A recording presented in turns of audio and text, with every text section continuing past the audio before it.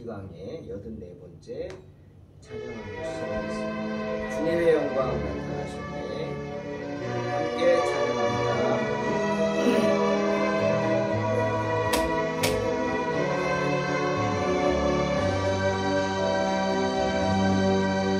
주님의 영광 나타나셨네.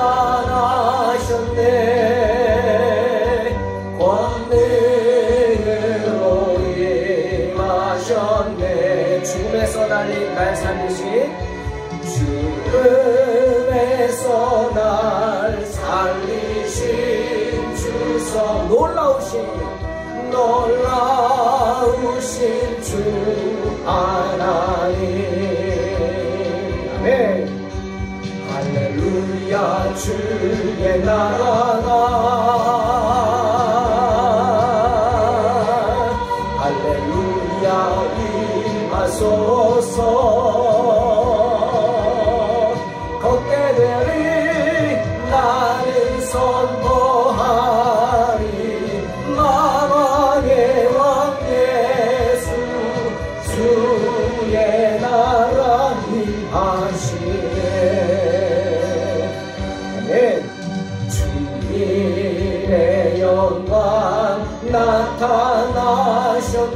권능으로 임하셨네. 권능으로 임하셨네. 죽음에서 나를 살리신 주성령. 죽음에서 날 살리신 주성령. 놀라우신 주 하나님. 할렐루야. 할렐루야. 주의 나라가 할렐루야 임하소서.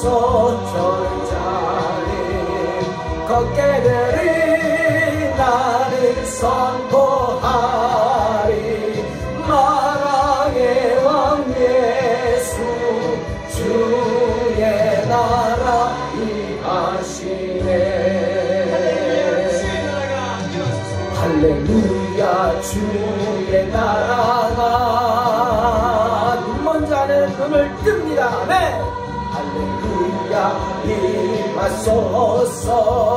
저는 자는 걷게 될 줄로 믿습니다. 나는 선포하리. 만왕의 왕 예수 주의 나라 임하시네.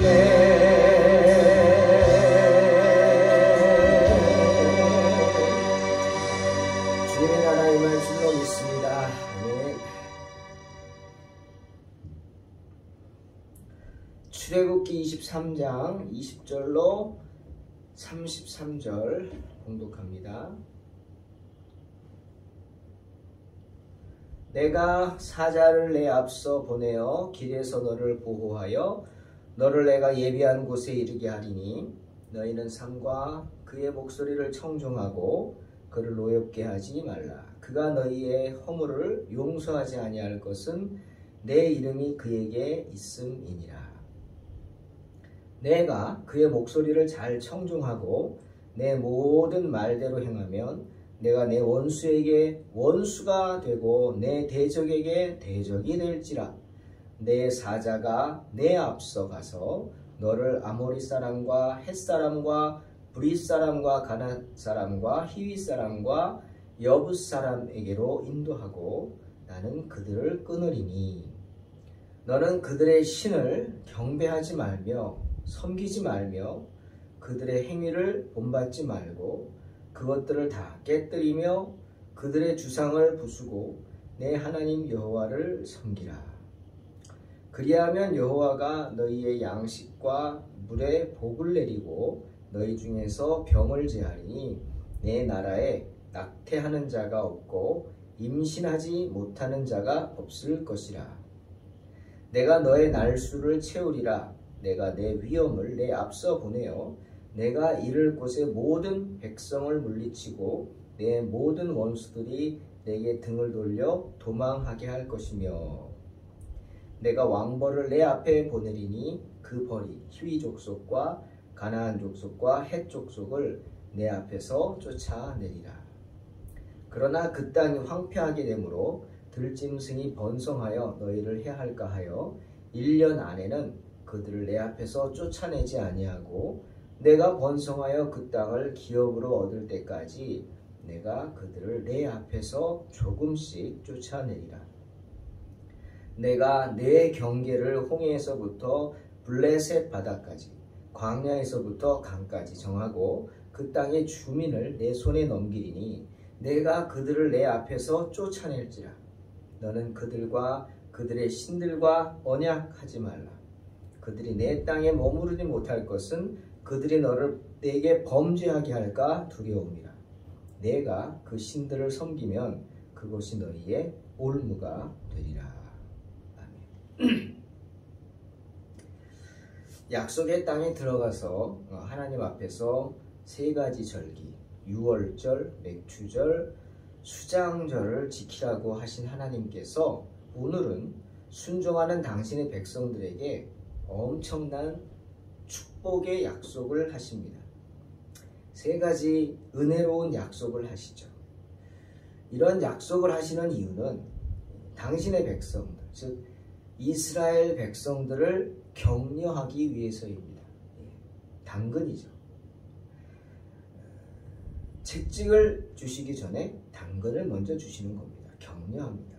이런 축복으로. 그래서 힘든 고난이 있다 할지라도 힘을 내서 주님이 행하시라고 하신 의무들을 잘 수행케 하기 위해서 하나님께서 이렇게 축복을 약속하시면서 그들을 격려하십니다. 첫 번째 약속. 그들은 광야를 지나 약속의 땅으로 갈 때까지 하나님의 안내와 보호를 받게 될 것입니다. 20절에 내가 사자를 내 앞서 보낸다 하시죠. 그 사자가 누구일까요? 만약 정말 사자라면, 피조물이라면, 대신해서 가는 사람이라면 하나님의 섭리를 행하는 사역자겠죠. 그래서 이스라엘 진을 인도하고 보호하는 일을 했을 것입니다. 먼저 앞서가는 거죠. 그러니까 가나안도 먼저 들어갔겠죠. 하지만 성경의 피조물 중에 이스라엘 백성들보다 먼저 약속의 땅에 들어가서 가나안 족속을 상대했다고 하는 그런 사람은 나타나지 않습니다. 그러니 사람이 아니다라면 뭘까? 아마도 하나님의 천사일 것이다. 그렇죠? 그럼 어떤 천사일까? 생각해 볼 때 주석가들은 그런 얘기를 합니다. 여기서 말하는 사자는 아직 성육신하진 않은 바로 교회의 구속자라고 생각하는 것이 맞다. 오늘날 예수님이 인카네이션 이 땅에 강림하셨죠. 성육신했죠. 그때는 그런 성육신 없지만 그렇게 성육신하지 않았지만 여전히 하나님의 사자로서 하나님의 천사로서 교회를 구속하는 자였을 것이다. 왜냐하면 계시록 13장 8절에 이렇게 말씀하시죠. 죽임을 당한 어린 양의 생명책에 창세 이후로 이름이 기록되지 못하고 이 땅에 사는 자들은 다 짐승에게 경배하리라. 이런 말씀이 있어요. 창세 이후로 죽임을 당한 하나님의 어린 양. 뭘까요? 누굴까요? 예수님뿐 아니라 창세 이후로 또 죽임을 당한 하나님의 어린 양이 있겠다? 예수님이 옛날에도 계셨다? 물론 예수님은 태초부터 함께 하셨죠. 삼위일체 하나님이니까. 이 말은 예수님 태어나시기 성육신하여 이 땅에 오시기 전의 사람들에게 구원이 있다 없다 따지는 사람들에게 주시는 말씀입니다. 저는 그렇게 생각해요. 여러분, 예수님이 오시기 전에는 구원이 있었을까요? 없었을까요? 없었다고 생각하십니까? 그러면 예수님 오시기 전에 사람들은 다 지옥 갔을까요? 아니죠. 하나님은 하나님의 백성들을 구원하시기 위해서 예수님 오시기 전에도 역사하셨습니다. 아멘. 하나님의 백성들, 하나님을 섬기는 당신의 자녀들의 모임, 그게 교회죠. 구약 시대에도 그 교회가 있었습니다. 한 무리를 이루어서 약속의 공동체로서 한 하나님을 섬기면서 하나님께 제사를 드리며 하나님의 절기를 지키는 이 이스라엘 백성들이 바로 교회죠. 큰 교회죠. 그 교회를 구속하기 위해서 그 교회의 구속자로서의 당신의 천사를 보내셨어요. 때문에 계시록에 죽임을 당한 어린 양의 생명책에 창세 이후로 이름이 기록되지 못하고 이 땅에 사는 자들은 다 짐승에게 경배한다. 창세 이후로 예수님이 오시기 전에도 죽임을 당한 어린 양, 바로 하나님의 어린 양의 모습으로 그들에게 역사하는 하나님의 역사가 있었다는 거죠. 그러니 그때도 다 짐승에게 경배한 게 아니라는 거예요. 믿음이 있는 사람들은 안 했죠. 아브라함이 했겠어요? 안 하죠. 그 예가 누구냐? 바로 애굽에 임했던 10번째 재앙, 죽음의 사자가 바로 이 하나님의 사자죠. 또 이스라엘 백성들을 광야에서 인도한, 정말 그래서 열악한 환경에 죽지 않도록 살게 한 뜨거운 태양을 가려준 구름기둥, 하나님의 사자죠. 추운 광야에 불을 대표준 불기둥, 역시 하나님의 사자인 것입니다. 그러니 예수님 이전의 시대의 사람들을 우리가 걱정할 필요는 없습니다. 하나님께 맡기면 되죠. 물론 이순신 장군도 아이들 걱정하죠. 걱정할 필요 없습니다. 물론 이순신 장군은 예수님 이후에 태어난 사람이지만 그때 이 땅에 예수님을 알았는지 몰랐는지 우리는 모르지만 걱정할 거 없어요. 하나님이 알아서 하신다라는 거죠. 하나님께서는 하나님의 방법으로 당신의 백성들을 구별하여서 죽음 가운데 건지시는 줄로 믿습니다. 아멘. 때문에 하나님은 오늘 뭐라 그래요? 21절, 너희는 삶과 그의 목소리를 청종하고 그를 노엽게 하지 말라. 하나님의 종들을 노엽게 하지 말라고 하는 겁니다. 그가 너희의 허물을 용서하지 아니할 것은 내 이름이 그에게 있음이니라. 아무리 못나도 하나님의 종은 하나님이 세우신 사람들입니다.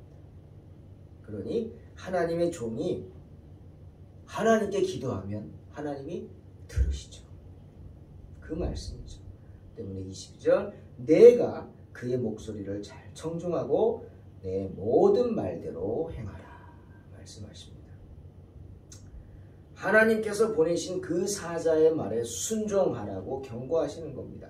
그 사자의 말에 순종하면 하나님께서 그런 사람들을 위해 마련해 놓으신 장소로 그 사자가 인도할 것입니다. 약속하십니다.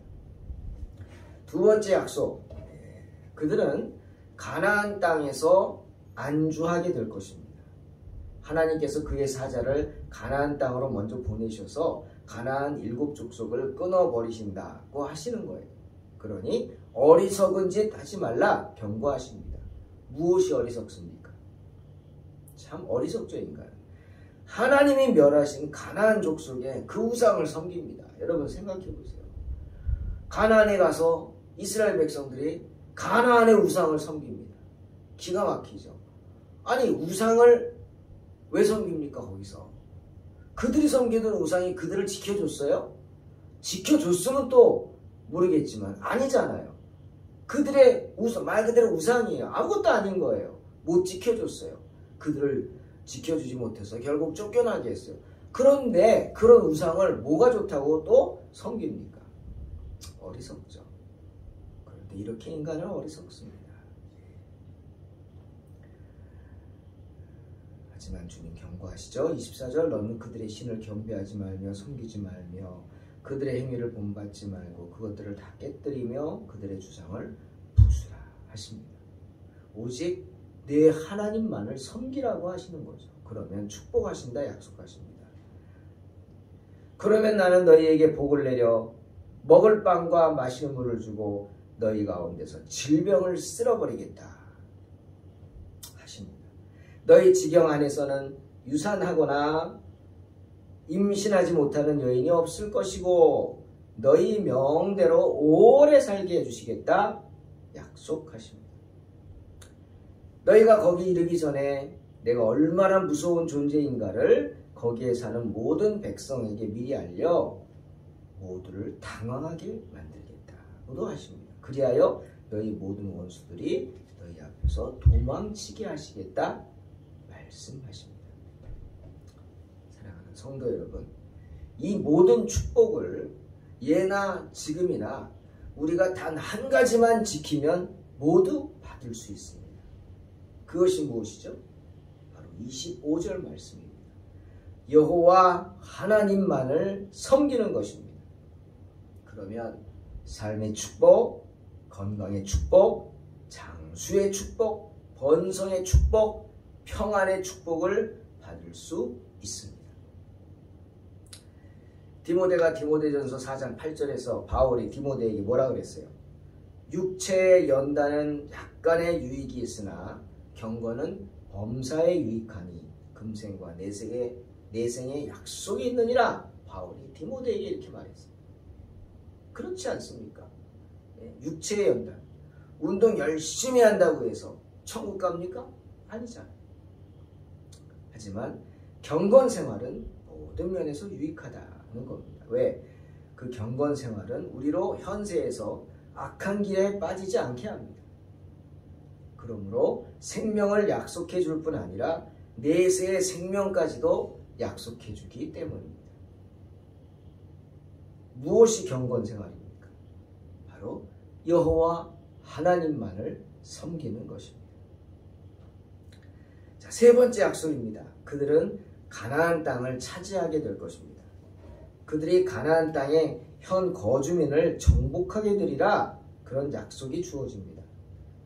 가나안 주민들은 그 땅에서 쫓겨나야만 했습니다. 왜죠? 우상을 섬겼기 때문에. 왕벌의 무리들이 이스라엘 백성들을 위하여 길을 만들 것이다. 성경은 말합니다. 왕벌이 뭡니까? 찾아보니 히브리어로 찌르아라는 단어인데 이 찌르아는 뭐냐? 우리가 말하는 우리 주변에 장수 말벌을 의미합니다. 말벌이에요, 말벌. 얼마나 무섭습니까, 말벌이. 벌들의 천적이죠. 벌 몇백 마리가 말벌 한 마리 상대 못하죠.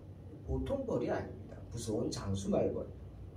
그런 장수 말벌을 하나님은 징벌의 도구로 사용하셔서 가나안 족속을 쫓아내세요. 마치 애굽에서 하나님이 뭘로 재앙을 내리셨어요? 개구리, 이, 파리, 메뚜기, 하찮은 곤충들이죠. 이런 것들을 이용해서 하셔서 애굽에 벌을 내신 것처럼 하나님은 당신의 백성들을 대적하는 대적들을 징계하시기 위해 이처럼 사람들이 보잘것없다고 생각하는 피조물도 사용하시는 줄로 믿습니다. 여기서 중요한 사실이 뭐냐? 32절, 33절 말씀이에요. 너는 그들과 그들의 신들과 언약하지 말라. 그들이 내 땅에 머무르지 못할 것은 그들이 너를 내게 범죄하게 할까 두려움이라. 내가 그 신들을 섬기면 그것이 너의 올무가 되리라 말씀하십니다. 우상을 숭배하는 자들과 어떠한 교제나 친분도 가져서는 안 된다는 말씀입니다. 여러분, 여호수아 9장 3절에 보면 가나안의 족속 중 하나인 기브온 족속이 꾀를 냅니다. 그래서 아주 멀리서 온 것처럼 생각하고 이스라엘 백성들을 존경해서 하나님을 존경하고 섬기고자 자기들도 하나님을 섬기는 백성이다. 그래서 이스라엘 백성들에게 와서 화평 조약을 맺습니다. 이스라엘 백성들은 깜빡 속죠. 화평 조약을 맺습니다. 만약 가나안 족속인 줄 알았으면 안 했겠죠. 나중에 알고는 땅을 치죠. 그리고 그들을 추궁할 때 그들이 뭐라 그럽니까? 자기들은 하나님을 경외한다 라고 합니다. 그것입니다. 그들이 산 것은 이스라엘과 화친했기 때문만이 아니라 그들이 그 우상을 버리고 여호와를 따랐기 때문이라는 거예요. 그러니 우상 숭배하는 자들, 우상 포기하지 않는 한 그들의 땅에서 거주하는 것조차 허용되지 않았습니다.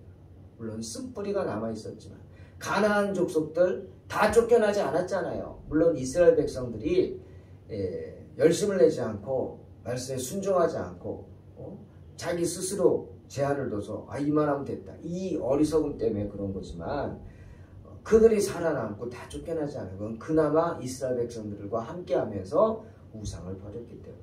물론 완전하지 못해서 쓴뿌리가 있어서 그것이 이스라엘 백성들의 올무가 되죠. 말씀처럼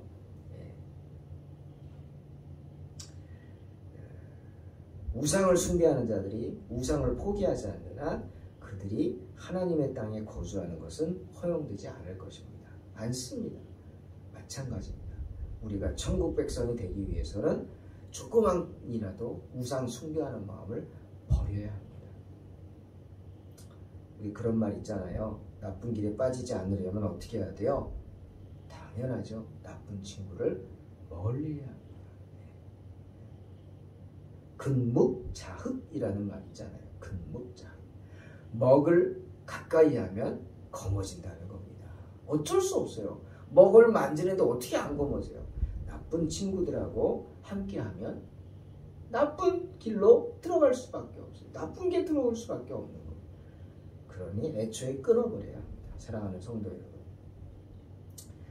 말라기 선지자가 말라기 4장 1절 2절에서 이런 말씀이었어요. 만군의 여호와가 이르노라. 보라, 용광로 불같은 날이 이르리니 교만한 자와 악을 행하는 자는 다 지푸라기 같을 것이라. 그 이르는 날에 그들을 살라 그 뿌리와 가지를 남기지 아니할 것이로되 내 이름을 경외하는 너희에게는 공의로운 해가 떠올라서 치료하는 광선을 비추리니 너희가 나가서 외양간에서 나온 송아지같이 뛰리라 말씀하십니다. 언제나 세상 유혹을 이기시기 바랍니다. 그러기 위해서는 세상을 바라보지 말고 주님을 바라보아야 합니다. 주님 말씀에 순종함으로 하나님의 안내와 보호를 받으면서 마침내 약속의 땅에 들어갈 비전을 얻고 이생의 축복과 영생의 축복을 받는 복된 성도들이 되시기를 주님의 이름으로 축원합니다. 기도하겠습니다. 하나님 감사합니다. 언제나 주님만 바라보고 세상 유혹을 이기고 승리하는 삶 살게 하여 주시옵소서. 그래서 주님이 주시는 큰 복을 받는 복된 성도들 되게 하여 주시옵소서. 예수님의 이름으로 기도하옵나이다. 아멘.